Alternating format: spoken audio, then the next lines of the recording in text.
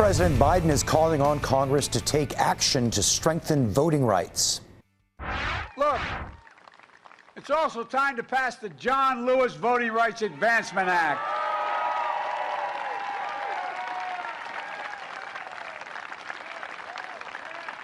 I've been having these quiet conversations with the members of Congress for the last 2 months. I'm tired of being quiet. Folks, it'll restore the strength of the Voting Rights Act of '65.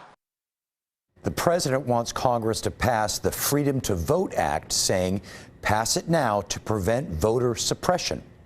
Here to talk about this is Glenn Smith, senior strategist at Progress Texas, and former Texas GOP chairman James Dickey. Glenn, President Biden wants to carve out the filibuster to get this done. Is it time for that to happen? Absolutely. It's way past time for that to happen. And let's just point out real quickly, it's not really a filibuster. It's a cloture rule, which means senators don't have to stand there and talk in the traditional filibuster way. It just was a way that requires 60 votes to pass anything in the U.S. Senate, which is a hell of a way to run a government. So, yes, it's long past time to get rid of that dumb rule, and it's just a rule, it's not a law, and pass voting rights legislation now to protect democracy from those who attack and assail it. James Dickey, Minority Leader Mitch McConnell says Democrats would use voting rights as a way to manipulate future elections. What do you think of that?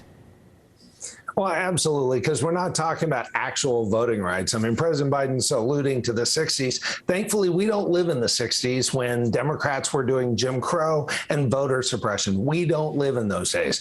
80% of people agree that voter ID is fine. 90% of people, 87%, believe that ballot harvesting is wrong. Thankfully, in Texas, we have broader voting rules than New York or Delaware. The president's misleading people and abusing the Senate, and it's not going to go anywhere thanks to Democrats who are going to stop it. Glenn, does the president have the political clout to get this done?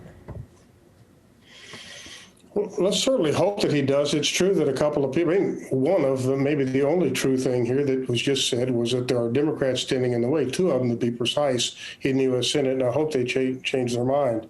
I think Biden could take a page from LBJ. By the way, it was Democrats that passed the Voting Rights Act, not maintain Jim Crow. Those were Republicans that wanted to maintain Jim Crow in the 50s and 60s, not Democrats. We changed it. And do you think the president is going to be able to get this through?